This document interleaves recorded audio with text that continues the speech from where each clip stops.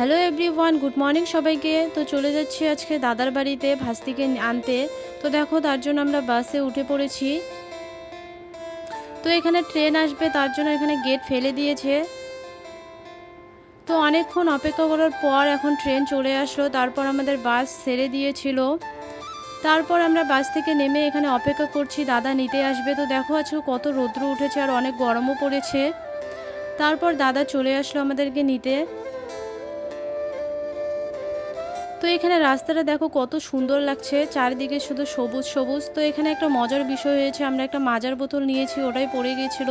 তো ওটা নিয়ে আমরা হাসাহাসি করছিলাম। তো আমরা চলে এসেছি দাদার বাড়িতে। তো ওখানে একটু রেস্ট নিয়ে এখন চলে যাচ্ছি নদী দেখতে। তো এখানে দেখো বাচ্চাগুলো কত সুন্দর করে স্নান করছিল। তো ওগুলোই আমরা দাঁড়িয়ে দাঁড়িয়ে দেখছিলাম আর অনেক ভালো লাগছিল। তো এগুলো দেখে আমারও স্নান করতে খুব ইচ্ছে করছিল। তো ওদিকে ওরা স্নান করছিল আর এদিকে আমরা একটু নকশা মারছিলাম ক্যামেরা নিয়ে আর স্নান করা দেখছিলাম। তো এখানে দেখো বাছুরটা কত সুন্দর দেখতে।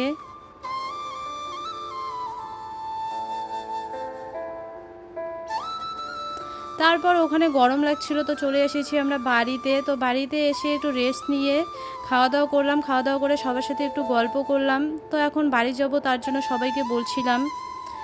তারপর আমরা বেরিয়ে পড়লাম বাড়ি আসার জন্য।